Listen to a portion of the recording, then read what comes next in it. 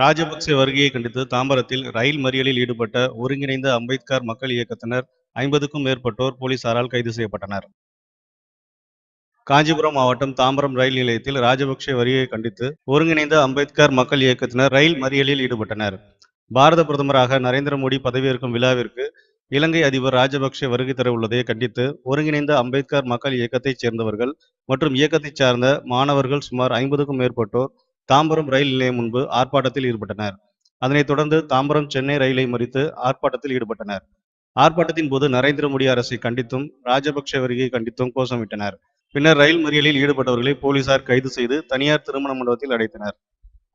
கண்டிக்கின்றோம் கண்டிக்கின்றோம் கண்டிக்கின்றோம் கண்டிக்கின்றோம் மத்திய அரசை கண்டிக்கின்றோம் மத்திய அரசை கண்டிக்கின்றோம். எங்கள் சொந்தம் எங்கள் சொந்தம், ஈழ மக்கள் எங்கள் சொந்தம், ஈழ மக்கள் எங்கள் சொந்தம். இனப்படுகொலை இனப்படுகொலை இலங்கை செய்தது இனப்படுகொலை, இலங்கை செய்தது இனப்படுகொலை. குற்றவாளி குற்றவாளி குற்றவாளி குற்றவாளி ராஜபக்சே குற்றவாளி ராஜபக்சே குற்றவாளி.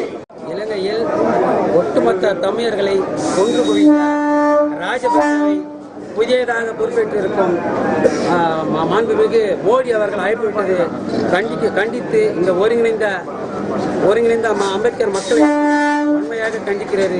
இது தமிழகம் முழுக்கும் இந்த ஆர்ப்பாட்டமும் இந்த போராட்டங்களும் தொடரும் என்று நாங்கள் மிக வருத்தத்துடன் தெரிவித்துக் கொள்கிறோம். ஒட்டுமொத்த தமிழர்கள் உணர்வை கொன்று குவித்த அந்த ராஜபக்சே இந்தியா முழுக்க எங்கேயுமே வரக்கூடாது என்று எங்களுடைய அம்பேத்கர் இயக்கம் வன்மையாக கண்டிக்கிறது.